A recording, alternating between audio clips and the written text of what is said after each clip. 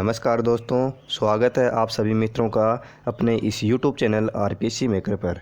दोस्तों, आज का जो हमारा चैप्टर है वो है चैप्टर नंबर 8, जंतुओं में अनुकूलन, एडेप्टेशन इन एनिमल्स। तो दोस्तों, वीडियो स्टार्ट करने से पहले आपसे रिक्वेस्ट है, यदि आप हमारे चैनल पे फर्स्ट बार विजिट कर रहे हो तो चैनल को सब्सक्राइब अवश्य करें, साथ ही बेल आइकन को ज़रूर प्रेस करें जिससे आपको हमारी वीडियोज़ के नोटिफिकेशन मिल सकें। तो दोस्तों, स्टार्ट करते हैं आज का अपना वीडियो, जंतुओं में अनुकूलन। तो दोस्तों, इसके जो अध्ययन बिंदु हैं वो देख लेते हैं। हमें पढ़ना क्या क्या है। अनुकूलन, आवास एवं प्राणी, जलीय आवास के प्राणियों में अनुकूलन, स्थलीय आवास के प्राणियों में अनुकूलन, सामान्य स्थलीय प्राणियों में अनुकूलन, मरुस्थलीय प्राणियों में अनुकूलन, ध्रुवीय प्राणियों में अनुकूलन और वायु में उड़ने वाले प्राणियों में अनुकूलन। तो दोस्तों, ये है इसके अध्ययन बिंदु, ये टॉपिक है, ये हमें इस चैप्टर के अंदर पढ़ने हैं। तो दोस्तों, जो अपना फर्स्ट टॉपिक है वो है अनुकूलन, एडेप्टेशन। ये होता क्या है दोस्तों? देखो दोस्तों, जो अनुकूलन होता है वो होता है जिस प्रकार से कोई भी प्राणी होता है वह अपनी भौगोलिक वातावरणीय अवस्था होती है उसके अनुरूप अपने आप को डालने का प्रयास करता है। ठीक है, जैसे अनुकूलन क्या होता है?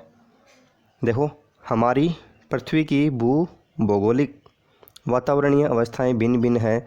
जैसे अत्यधिक उष्ण क्षेत्र, रेगिस्तान, अत्यधिक ठंडे प्रदेश, ध्रुवीय एवं टुंड्रा, सामान्य वातावरणीय अवस्थाओं वाले क्षेत्र, मीठे एवं खारे जल वाले क्षेत्र आदि। ठीक है दोस्तों, तो ये क्या है? भिन्न भिन्न वातावरणीय अवस्था होती है। जैसे किसी स्थान पर रेगिस्तान पाया जाता है, किसी स्थान पर जो ठंडे प्रदेश होते हैं ध्रुवीय एवं टुंड्रा प्रदेश होते हैं, और सामान्य अवस्था वाले जैसे मीठे एवं खारे जल क्षेत्र वाले होते हैं। ठीक है, कहाँ पर मीठा पानी पाया जाता है और कहीं पर खारा पानी पाया जाता है।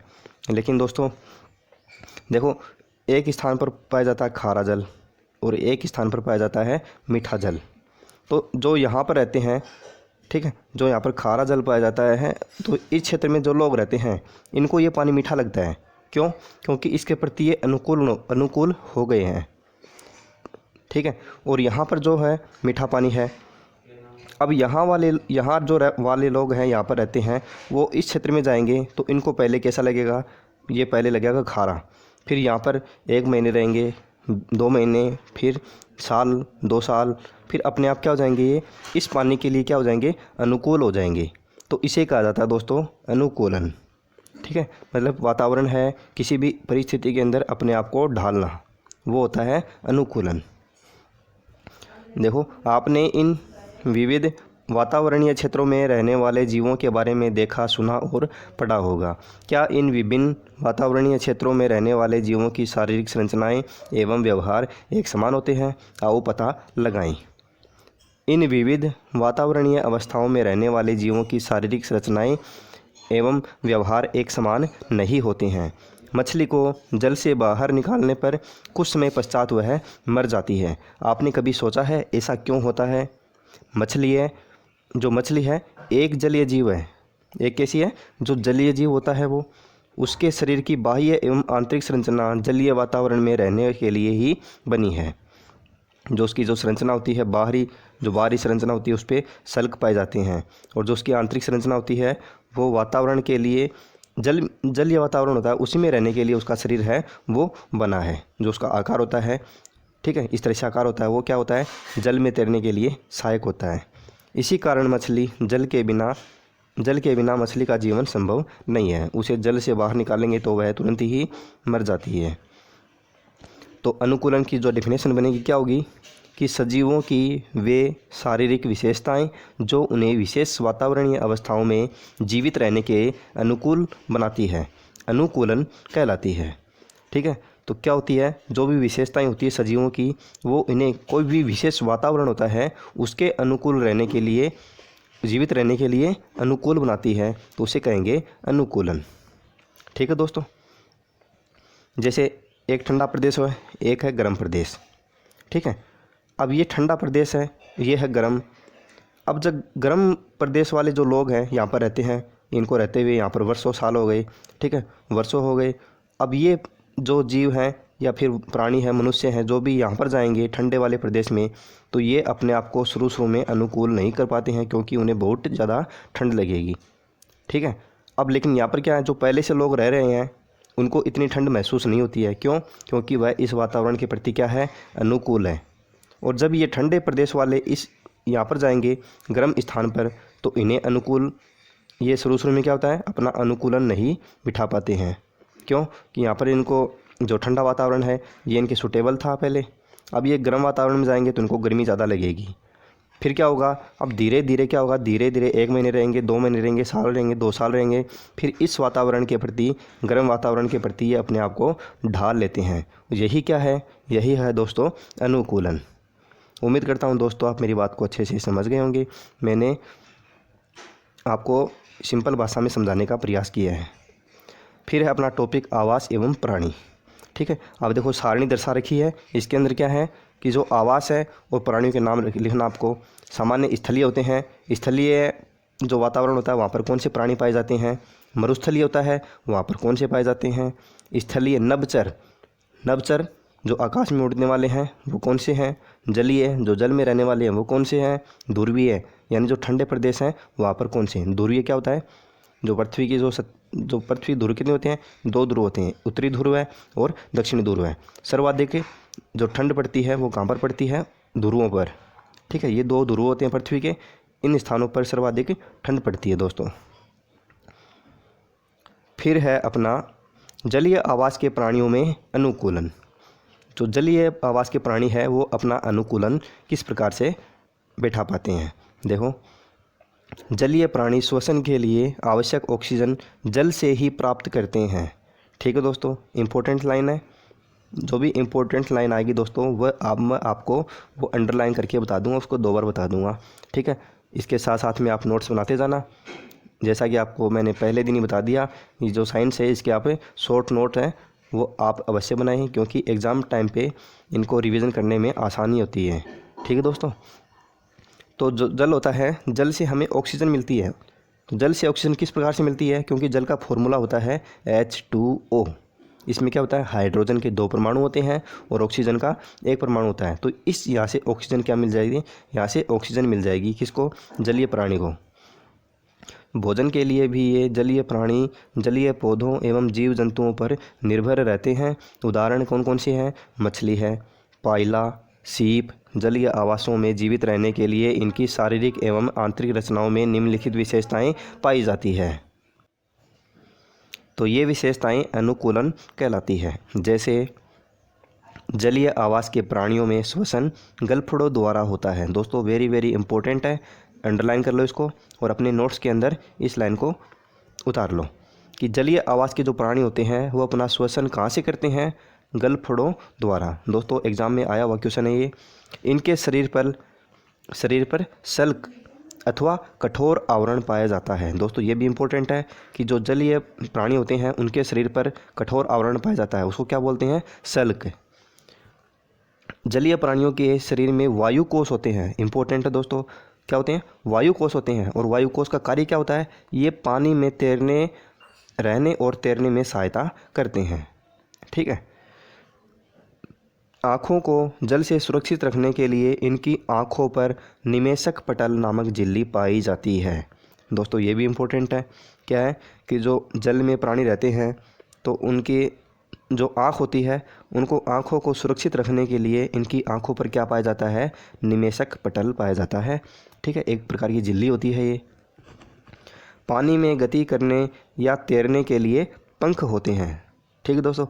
अब देखो दोस्तों क्वेश्चन पूछेगा वो घुमा के पूछेगा किस प्रकार से कि जो पानी में जो जलीय जीव होते हैं उनको तैरने में सहायता कौन प्रदान करते हैं। यहाँ से क्वेश्चन बनेगा, ऑप्शन देगा आपको सल्क, वायु कोष और निमेशक पटल और पंख, ठीक दोस्तों। यहाँ पर कंफ्यूज होने वाली बात है, ठीक है। तो क्या होगा यहाँ, इसका राइट आंसर हो जाएगा जो तैरने में सहायता करते हैं वो तो वायु कोष होते हैं, ठीक दोस्तों। जो ये पॉइंट है ये बिल्कुल है इजी, लेकिन कंफ्यूज होने वाले हैं कहाँ से, क्योंकि क्वेश्चन पूछेगा वो यहाँ से कि पानी में गति या तैरने के लिए क्या होते हैं? ठीक है, गति करने के लिए जो जलीय प्राणी होते हैं पानी में गति या तैरने के लिए कौन सहायता करते हैं? पंख होते हैं, सल्क होते हैं, गलफड़े होते हैं। ठीक है, तो आपको इन हर बात का आपको ध्यान होना चाहिए। ठीक है दोस्तों, ये सभी बातें हैं वेरी वेरी इंपॉर्टेंट है। देखो, पानी में गति करने या तैरने के लिए पंख होते हैं जिन्हें क्या कहते हैं? फिन्स कहते हैं। आप देखो जो इनके पार्ट हैं वो कौन कौन से हैं, ये देखो चित्र में है। ये तो किसके है? ये तो आँख है। आँख में क्या पाया जाता है? निमेशक पटल। और ये होते हैं क्या? फिन्स। फिन्स क्या कार्य करते हैं? पानी में गति करने या तैरने के लिए। फिर है सल्क। गलफड़े हैं। गलफड़े क्या करते हैं? ये होते हैं गलफड़े, ये होते हैं श्वसन करने में सहायता। अब होती है क्या? सल्क। अब सल्क क्या होते हैं? ये अभी हमने पढ़ा है। इनके शरीर पर क्या होता है? सल्क पाया जाता है, जो क्या होता है? कठोर आवरण होता है। ठीक है, कठोर आवरण होता है जो पानी से सुरक्षा करता है। ठीक है दोस्तों, फिर क्या है? फिर ये है फिन्स। ठीक है, ये फिन्स क्या होते हैं? फिन्स होते हैं पानी में गति करने या तैरने के लिए सहायक होते हैं। ठीक है, ये भी फिन्स है। और दोस्तों ये भी क्या है? फिन्स है। इन फिन्स की सहायता से अपनी जो दिशा है वो भी चेंज करती है। जिस साइड में उड़ना होता है ये फिन्स को अपनी उस साइड को घुमा लेती है। ठीक है दोस्तों, ये तो हो गई जो जलीय प्राणी है उनकी बात। अब आते हैं स्थलीय आवास के प्राणियों में अनुकूलन। तो पृथ्वी पर विभिन्न प्रकार के स्थलीय क्षेत्र पाए जाते हैं, जैसे अत्यंत ऊंचे पर्वतीय क्षेत्र, मैदानी एवं पठारीय क्षेत्र। इनके अतिरिक्त पृथ्वी पर अत्यधिक उष्ण एवं अत्यधिक ठंडे क्षेत्र भी विद्यमान हैं।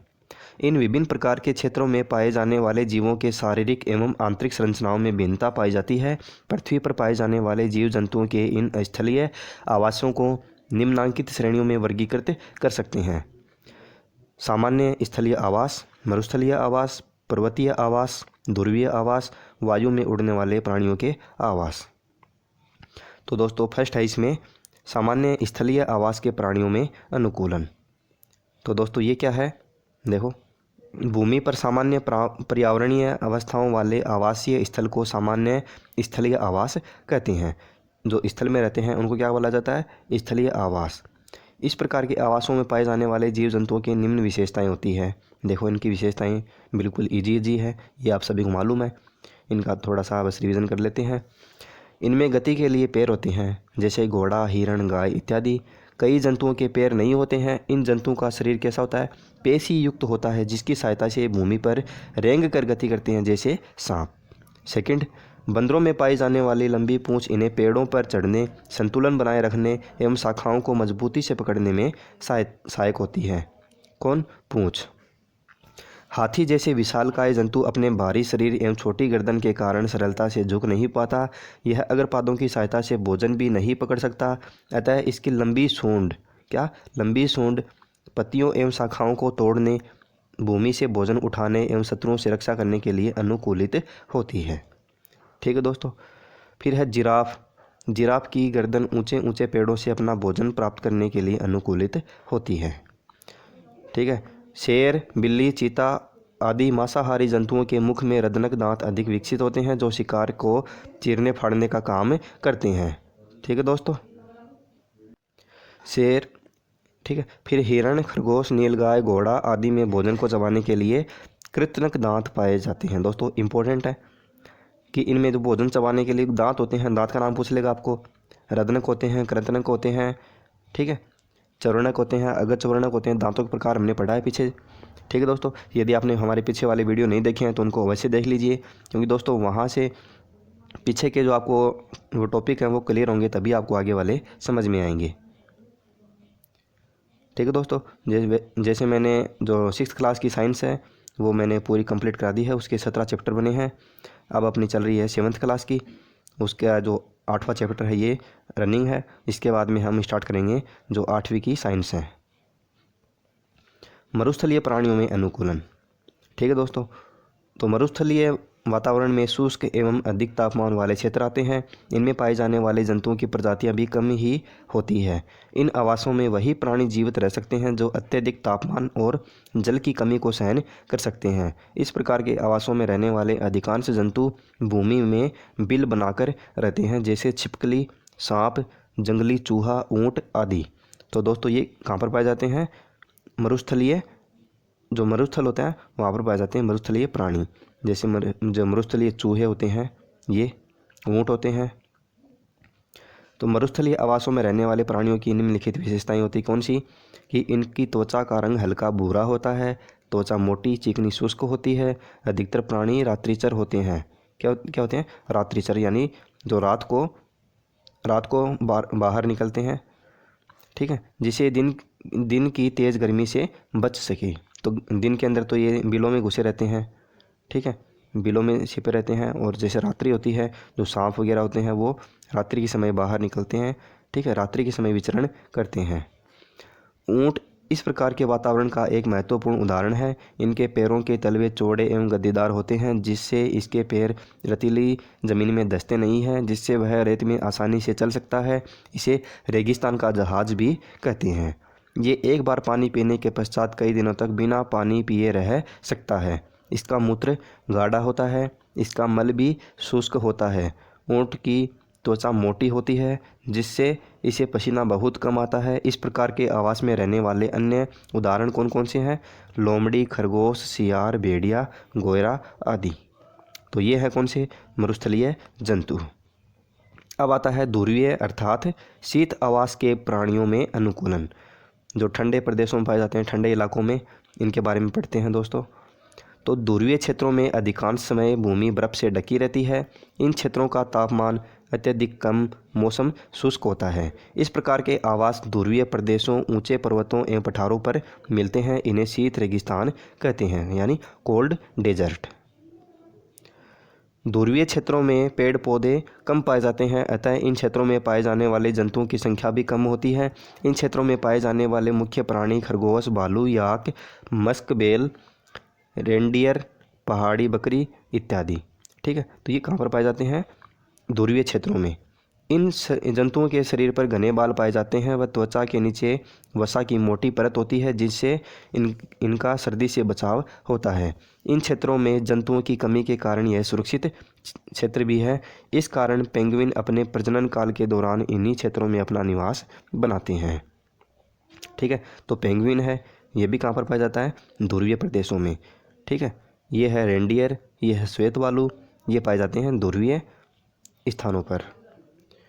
फिर है वायु में उड़ने वाले प्राणियों में अनुकूलन, ठीक है दोस्तों। तो ये पढ़ते हैं। इस श्रेणी में वह जंतु आते हैं जो स्थल पर रहते हुए वायु में भी उड़ सकते हैं, ठीक है। स्थल पर भी रहते हैं और वायु में भी उड़ सकते हैं।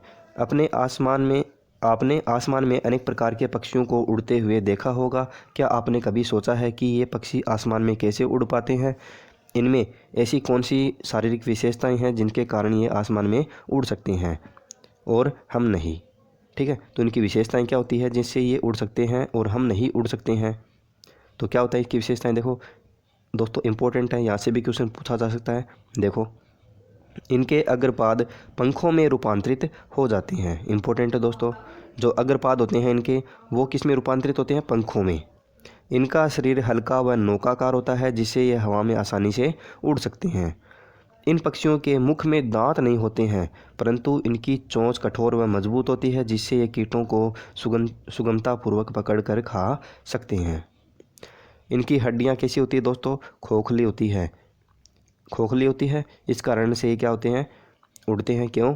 कि हड्डियों के खोखले कोषों में वायु भर जाती है, वायु भरी रहती है, जिसके कारण इनका शरीर हल्का बन जाता है और ये आसानी से वायु में उड़ सकते हैं आसमान में। इनका शरीर पंखों से ढका रहता है। पक्षियों का हृदय अधिक शक्तिशाली होने के कारण उड़ते समय पंखों को रक्त, पोषण और ऑक्सीजन की आपूर्ति करता रहता है। तो इनका हृदय होता है वो कैसा होता है? अधिक शक्तिशाली होता है, ठीक है, जो इनको ब्लड होता है उसकी आपूर्ति करता रहता है। ये है कबूतर उड़ने वाले। मोर है, ठीक है, और ये भी है, कोई प्राणी है, गोडावण है दोस्तों। क्या है? गोडावण है। अब देखो दोस्तों, ये चैप्टर हमारा कंप्लीट हो गया है। इनके जो क्वेश्चन हैं, जो आपने क्या सीखा पहले इनको देख लेते हैं, फिर इसके दो चार क्वेश्चन हैं वो भी देख लेंगे। सजीवों की वे शारीरिक विशेषताएं जो उन्हें विशेष वातावरणीय अवस्थाओं में जीवित रहने के अनुकूल बनाती है, अनुकूलन कहलाती है। जलीय आवास के प्राणियों में श्वसन गलफड़ों द्वारा होता है। जलीय प्राणियों की आँखों पर निवेशक पटल नामक झिल्ली पाई जाती है। कई सामान्य स्थलीय जंतुओं के पैर नहीं होते हैं, परंतु इनका शरीर पेशी युक्त होता है, जिसकी सहायता से ये भूमि पर रेंग कर गति करते हैं, जैसे सांप, केंचुआ आदि। मरुस्थलीय प्राणियों की त्वचा मोटी, चिकनी व शुष्क होती है। ध्रुवीय प्राणियों के शरीर पर घने बाल पाए जाते हैं। त्वचा के नीचे मोटी जो वसा की मोटी परत होती है, जो कि उनके शरीर का तापमान नियंत्रित करती है। वायवीय पक्षियों की हड्डियां खोखली होती है। हड्डियों के खोखले कोषों में वायु भर जाती है, जिससे इनका शरीर हल्का हो जाता है। अब देखो दोस्तों, इनके अभ्यास प्रश्न हैं, इनको देख लेते हैं।